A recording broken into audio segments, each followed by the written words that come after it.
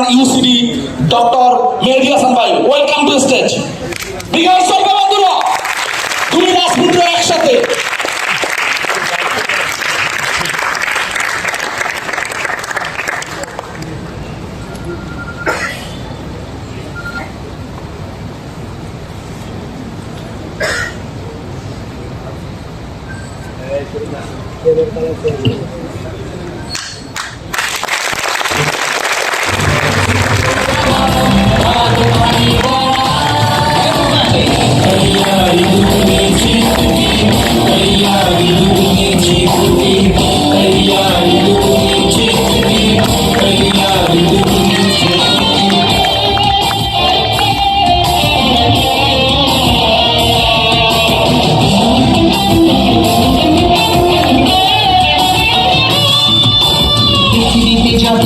জয়ের গল্প পিছনে দুঃখ গাঢ়, ব্যর্থতাকে আপন করেছে তুমিও যদি পারো। আসসালামু আলাইকুম, গুড মর্নিং। আশা না বিশ্বাস আমরা সবাই ভালো আছি। Yes are not? মহান রব্বুল আলামিনের কাছে হাজারো শুকরিয়া জ্ঞাপন করছি, আমরা এই এত গরমে এই রৌদ্রের তাপেও আমরা দূর দূরান্ত থেকে আজকে এই প্রোগ্রামে উপস্থিত হতে পেরেছি। তার জন্য মহান রব্বুল আলামিনের কাছে লাখো শুকরিয়া জ্ঞাপন করছি, আলহামদুলিল্লাহ। তো আমি সকলের উদ্দেশ্যে বলবো, দেখেন আজকে বেস্টিজের আমার জার্নির বিষয়ে আমরা এখানে যারা আছি প্রত্যেকেই হয়তো কম বেশ ভালোই জানেন। তা আমার জার্নির ব্যাপারে আসলে কিছু বলতে চাই না।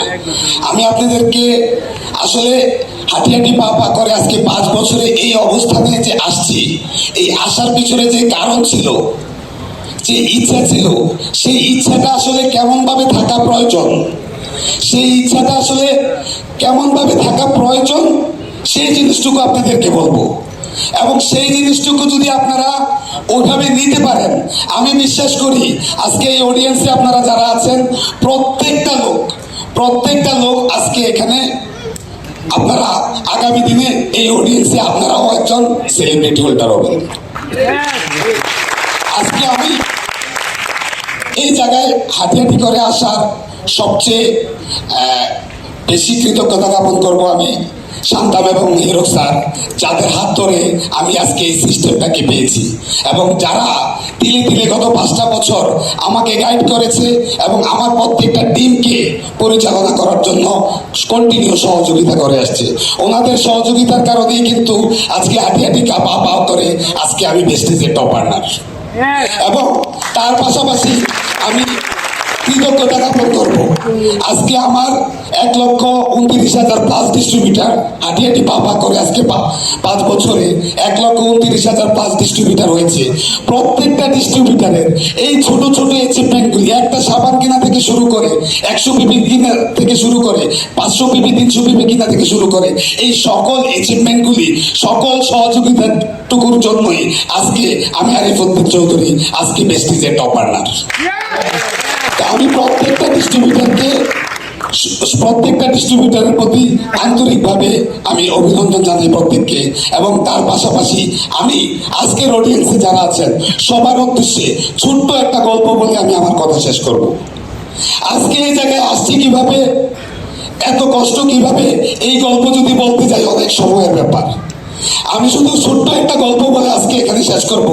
আপনারা যদি এই জায়গায় আসতে চান, আমরা প্রত্যেকেই তো সফল হতে চাই, প্রত্যেকে তো সফল হতে চাই, প্রত্যেকে সাকসেস হতে চাই। তাহলে আমরা যদি প্রত্যেকে সফল হতে চাই, সাকসেস হতে চাই, তাহলে আমরা যেভাবে সফল হওয়া যায় তার একটা নমুনার একটা গল্প আপনাদেরকে বলবো। একটা কুকুর এবং একটা খরগোশের গল্প। হয়তো আমার জানা মতে, যদিও আমি এই গল্পটা আমার টপ আপনার হিরক স্যারের কাছ থেকে শোনা, আপনারা হয়তো অনেকেই শুনেছেন, তারপরও আমি এই গল্পটাকেই বলবো। আপনারা যদি এই গল্পটাকে ভিতরে লালন করতে পারেন, আমি বিশ্বাস করি আপনারা আজকের যে ট্রেনার যে কথাটা বলে গেছে 3 থেকে 5টা বছর শুধু লেগে থাকবেন, সফলতা আপনার পায়ে এসে ধরা দিতে বাধ্য থাকবে। সেই গল্পটা হলো একটা কুকুর এবং একটা খরগোশ। একটা বাড়িতে কুকুর পালন করতো এবং খরগোশ পালন করতো। তো খরগোশ সাধারণত খাঁচার মধ্যে থাকতো, কুকুর তো বাইরেই থাকতো। তো খরগোশকে সবসময় খাবার দিত, দরজা খুলে খাবার দিয়ে দরজা আটকে দিত। তো একদিন ভুলে ক্রমে খাবার দিতে চাই, দরজাটা কি হয় নাই, আটকানো হয়নি। তো খরগোশটা চোখ করে বের হয়ে গেছে। এই খরগোশটা যখন বের হয়ে গেছে তখন কুকুরের চোখে পড়ছে। কুকুরের চোখে পড়াতে কুকুর খরগোশটাকে খাওয়ার জন্য ধাওয়া করছে। যখন খরগোশটাকে খাওয়ার জন্য ধাওয়া করছে, খরগোশটা বাড়ির এই পাশ দিয়ে ঘুরে ও পাশ দিয়ে ঘুরে ও পাশ দিয়ে ঘুরে আবার খরগোশের খাঁচার কাছাকাছি আসছে। আসতেই খরগোশে লাফ দিয়ে খরগোশের খাঁচার মধ্যে ঢুকে গেছে। ঢুকে যাওয়ার পরে কুকুর আর ধরতে পারলো না। এখন কুকুরটা নিচে দাঁড়িয়ে বড় বড় নিঃশ্বাস দিয়ে বলতেছে, আচ্ছা তুই এত বড় একটা পিসকি, তোকে আমি এত কষ্ট করে দৌড়াইলাম, তোকে আমি ধরতে পারলাম না, কারণটা কি? তখন খরগোশ বলতেছে, মামা তুমি দৌড়েছো এক বেলা খাবারের জন্য, আর আমি দৌড়েছি আমার জীবন বাঁচানোর জন্য। আমি দৌড়েছি কি জন্য? আমার জীবন বাঁচানোর জন্য। আর তুমি দৌড়েছি কি জন্য? এক বেলা খাবারের জন্য। তাহলে তুমি চাইতে যত বড়ই হও না কেন, তোমার দৌড়টা ছিল কি? মিটি মিটি। আর আমার দৌড়টা ছিল জীবন মরণের খেলা।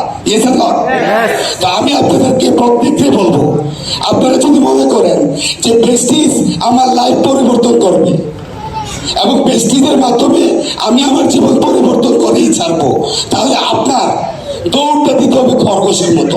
কার মতো? কাজটা করতে হবে কার মতো? এক বেলা খাবারের জন্য না জীবন বাঁচানোর জন্য? জীবন বাঁচানোর জন্য। হ্যালো,